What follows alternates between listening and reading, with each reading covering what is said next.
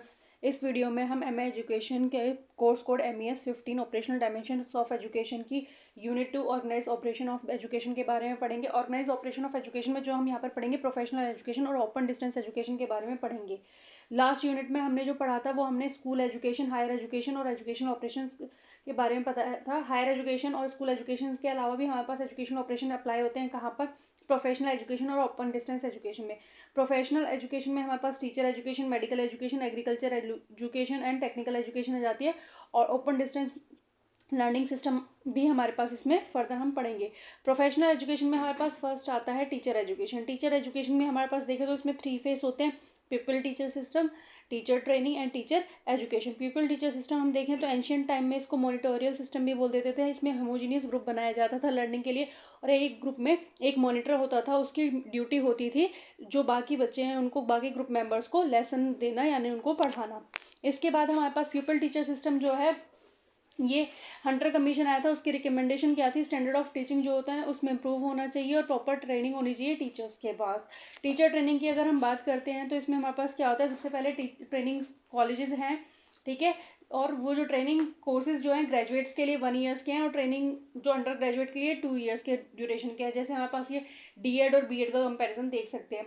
इसमें theory and practice जो होते हैं ट्रेनिंग के पार्ट होते हैं। प्रैक्टिस भी कराई जाती है और थ्योरेटिकल टीचिंग भी कराई जाती है training. So practice school should be attach to each training college. Practice purpose के लिए भी वहाँ पर उनके पास रिसोर्सेज होने चाहिए। अब टीचर एजुकेशन की बात करते हैं।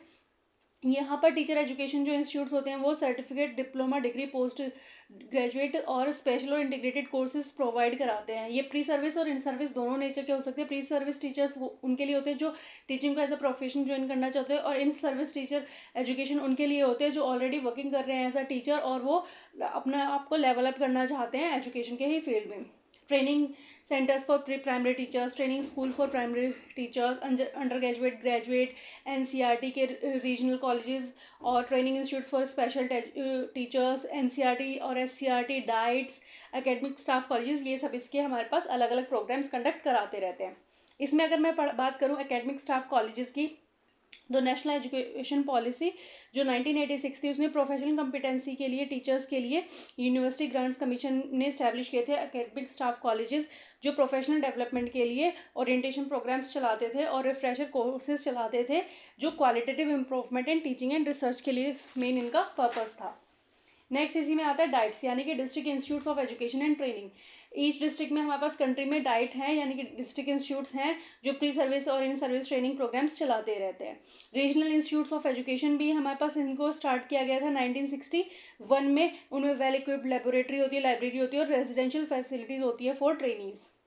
इसी टाइप से अलग अलग प्रोग्राम हमारे पास चलते रहते हैं। ओपन डिस्टेंस लर्निंग इंस्टीट्यूट्स भी अवेलेबल हैं। नेक्स्ट आता है हमारे पास NCTE, national council for teachers education. 1973 से एज एडवाइजरी बोर्ड सेंट्रल और स्टेट गवर्नमेंट के लिए ये काम कर रहा है। लेकिन NCT के एग्जिस्टेंस में कब आया था? NCT एक्ट 1993 में आने के बाद। ये 17 अगस्त 1995 में NCT national council for teachers education existence में आया था। मेन ऑब्जेक्टिव जो था NCT का वो क्या था? Plan to achieve planned and coordinated development of teacher education throughout the country and proper maintenance of norms and standards in teacher education system। NCT का हेडक्वार्टर न्यू दिल्ली में है और इसके हमारे पास 4 रीजनल कमिटीज़ हैं, बेंगलोर, भोपाल, भुवनेश्वर और जयपुर में। General objectives of teacher education NCT 1998 के अकॉर्डिंग क्या है? Inculcating national values and goals to in Constitution of India, enable teachers to act as agents of modernization and social change, sensitize teachers about social cohesion, international understanding, protection of human rights and rights of child, और professional उनकी skills को develop करना, competency skills को develop करना, sensitise करना teachers को emerging issues जो हमारी सोसाइटी के, environment, ecology, population, gender equality, legal literacy, और to empower teachers to cultivate rational thinking, scientific temper among the students. Students को साइंटिफिक टेम्पर डेवलप करने के लिए भी उनको टीचर्स को पावर देना, उनको अपडेट करना। Critical awareness about the social realities के बारे में भी टीचर्स को अवेयरनेस प्रोवाइड करना। मेन हमारे पास क्या है? NCTE ने जो है डिफरेंट ऑब्जेक्टिव्स हैं इन सर्विस टीचर्स के लिए। मेनली क्या है?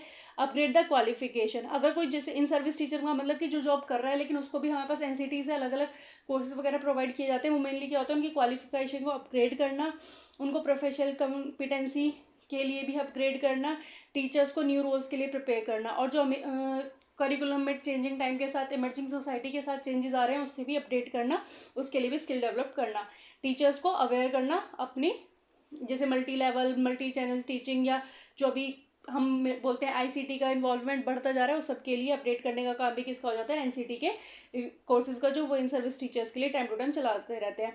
और प्री सर्विसेज एजुकेशन में जो डेफिशिएंसी या गैप्स रह गए हैं उनको ओवरकम करना भी। नेक्स्ट टॉपिक इसी में फर्दर आ रहा है मेडिकल एजुकेशन, ये भी प्रोफेशनल एजुकेशन का ही पार्ट है मेडिकल एजुकेशन। मेडिकल एजुकेशन की अगर गवर्निंग बॉडी देखें तो वो हमारे मेडिकल काउंसिल ऑफ इंडिया है, जिसका बेसिक फंक्शन क्या है, to establish uniform standards of higher education in medicine and recognition of medical qualification in India and abroad. इसी भी हमारे पास एम्स वगैरह के जो भी हैं उसकी अगर देखा जाए तो उसमें भी आते हैं, उसी के अंडर आते हैं इंस्टीट्यूट्स वगैरह जो हमारे पास मेडिकल की प्रोफेशनल कोर्सेज कराते हैं। नेक्स्ट हमारे पास आ जाती है एग्रीकल्चर एजुकेशन, वो भी हमारे पास मेन पार्ट करता है, क्योंकि यहाँ पर फार्मर्स वगैरह जो है फॉर्मल एजुकेशन के बाद उनकी फैमिली की जो फार्मिंग उसको होते हैं ज्वाइन कर लेते हैं लाइवलीहुड के लिए। उसी के बाद अगर हम देखा जाए तो टेक्निकल एजुकेशन आ जाती है।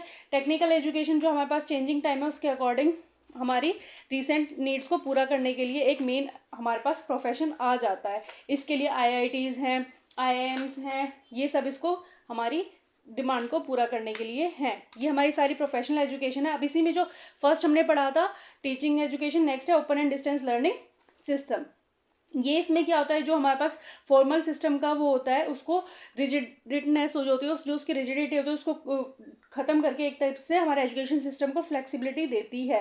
6 एलिमेंट होते हैं जो डिस्टेंस एजुकेशन के होते हैं, ठीक है। यहाँ पर क्या होता है, टीचर और स्टूडेंट का सेपरेशन हो जाता है, 2 way communication, auto institutional learning material होता है, ओकेजनल सेमिनार्स होते हैं, इंडस्ट्रियलाइज्ड फॉर्म ऑफ एजुकेशन होती है। Distance education is the process of learning in which there is a special और usually temporal distance between teacher and learner, whereas open education is the process of making learning available to a learner at a place and time of his or her choice at a rate of suitable to learner।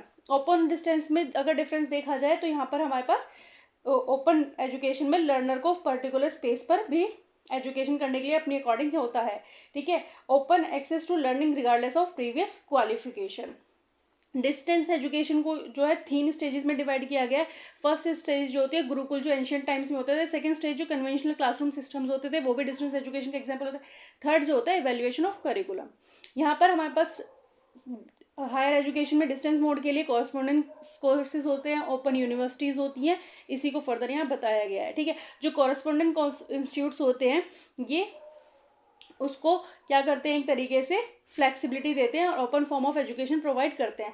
Correspondent course institutes को अगर हम देखें, education commission 1964 ने इसको opportunity for the part time education through evening colleges वगैरह के लिए promote किया था। दिल्ली यूनिवर्सिटी ने 1962 में स्टार्ट किया था, जो स्कूल ऑफ ओपन लर्निंग के नाम से भी माना जाता है।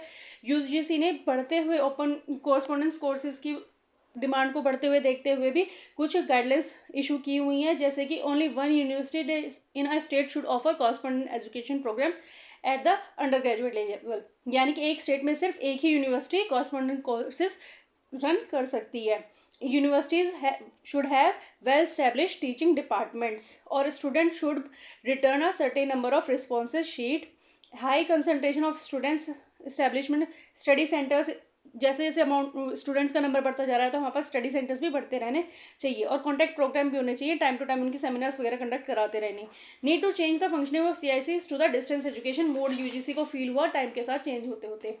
मेनली हमारे पास क्या होता है, यहाँ पर इग्नू ने जो मेन क्या है कि structure of institutes and directorates of correspondent programmes यहाँ पर होना चाहिए। Training programmes for the staff होने चाहिए। Revision and redesign of learning materials, learning material को रीडिज़ाइन करना चाहिए ताकि वो सेल्फ इंस्ट्रक्शनल मोड में कर सके। यूज़ ऑफ इलेक्ट्रॉनिक मीडिया होना चाहिए, मास मीडिया वगैरह होना चाहिए टाइम टू टाइम, ठीक है। Establishment of study centres and organisation of contact programmes होना चाहिए।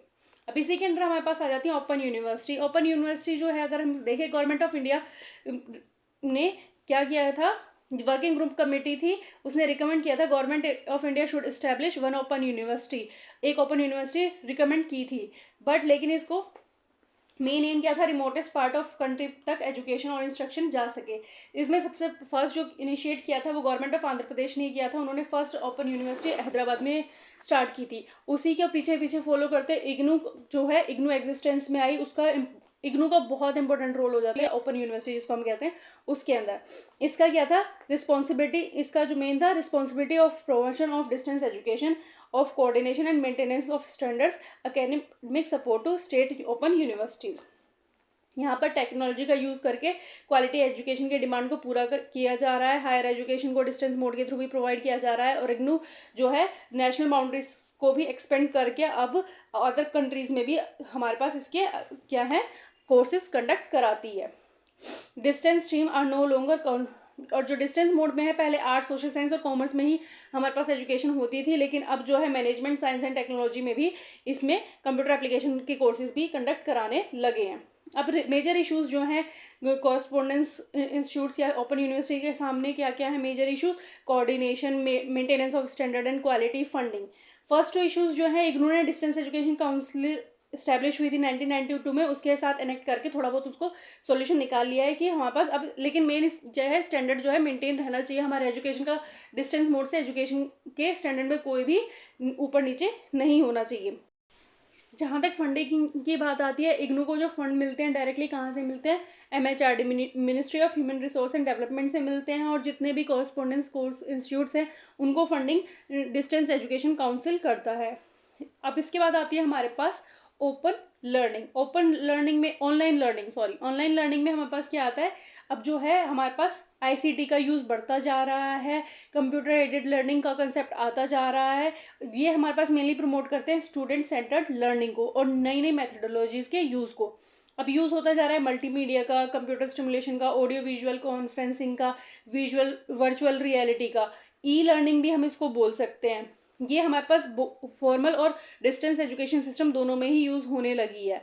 जैसे हम देखेंगे टीवी वगैरह पे प्रोग्राम्स आते हैं रहते हैं एजुकेशन रिलेटेड, चैनल्स है प्रॉपर, सेम इग्नू के भी और चैनल्स हैं हमारे पास यूट्यूब वगैरह पर। तो ये सब हमारे पास प्रॉपर इनकी वेबसाइट वगैरह है, ई कंटेंट भी हमें इजीली अवेलेबल है। तो ये सब ऑनलाइन लर्निंग में आ जाता है, जिसमें आपके देखोगे Anna University, Chennai and Karnataka State Open University ने वर्चुअल एजुकेशन एजेंसीज के साथ कॉन्टैक्ट किया है ताकि वो अपनी एजुकेशन को अपडेट कर सके। अब नेक्स्ट हमारे पास National Institute of Open Schooling NIOS।